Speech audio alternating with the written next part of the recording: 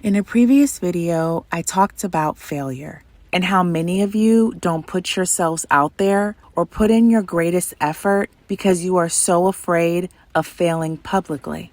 Failure is incredibly embarrassing, and that's because it makes you look like an amateur. Failing can sometimes cause people to distrust you because it can look like you didn't prepare, practice, plan, or think things through, when in fact, you planned this thing out so much to the point where you were organizing it in your sleep. But what failure is not is a death sentence. It is not permanent, nor is it the end all be all. In this video, I am going to share with you a few tips on how to view and handle failure when it comes. Outside of being a filmmaker and a DJ, I teach artists on how to write their scripts, use what they already have to create their own work, level up their skill sets, and step fully into their power as artistpreneurs. Class is now in session. A lot of times, you fail because of what you didn't know or what you didn't see coming. But let me provide you with some comfort. There will always be a step in the process that is unknown to you. And when it's unknown, and it happens to you, that means it's happening for you. And when something happens for you, there is a greater purpose for you in the long run that will benefit you. You just don't see it now. So my first tip is to simply understand that you don't always learn from your wins, because your wins are just the sum total of all of the work you've been putting in. Failure is always supposed to be a learning lesson, a space where you glean wisdom from. You learn from your mishaps, missteps, and mistakes. Now, the second concept within this process that I have come to understand is that you figure things out as you go along. Now, when I say that, I don't mean from a space of unpreparation or lack of planning, because you always want to have a plan in place. But when you're acting on your greatest passion, there will be steps that are unknown to you. But that is when your instincts kick in. Your gut will tell you what choice to make and when. You may not always be able to explain the reasoning behind your hunches, but I have always believed that our instincts are an internal GPS system, the quiet nudges of the divine. When I listen to other artists talk about their journey, many of them had a plan in place, but there was a part in the process where the path kind of disappeared.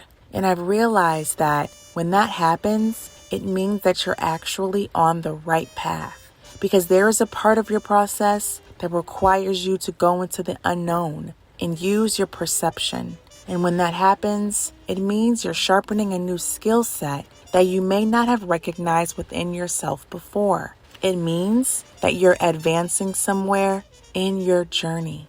The third lesson I have realized with failing forward is how valuable failing really is. Like I said earlier, you don't learn from your wins, because your wins are just a sum total of all of the work you've been putting in. You learn from your mistakes. Think about all of the closed doors that have shut on you, the rerouting, the delays. When those things happen, you're forced to sift, sort, and shift, and find new ways to achieve your goals. When you learn from your failures and stay consistent in your journey, you will develop a unique skill set that is dynamic to you. Your journey won't look like anyone else's, and that's because not everyone's goals, wins, or failures are the same. Because of that, your toolbox will be different from the next person. Embrace that. The fourth lesson I have realized is that failure is not personal. I've gotten to a point where I'm grateful for my failures, and I'm learning more and more how to transmute them into triumph so that I can move on from them as quickly as I can. Failure happens so that you can apply those lessons for your next. How many games did Michael Jordan lose? How many highly anticipated movies had low sales at the box office opening week? Failure inspires you to get back up, because now you have information that you didn't have before. That information is your leverage, so you can succeed. Which leads me to point number 5. Feel your disappointment, but extract the information and then withdraw your feelings. The reason why you need to withdraw your feelings is because if you pacify them too much, you'll spook yourself from trying again. Do not overprocess your emotions. You will see yourself as a victim, and that carries the vibration of self-pity. Then you have already projected that energy into the future without even realizing it. So stay out of that rabbit hole. Your emotions and feelings are simply data. That is all. I want you to understand how to use failure so you don't get too hard on yourself after getting an unexpected outcome. Because if at first you don't succeed, then dust yourself off and try again. I'll see you all in my next video. Ciao.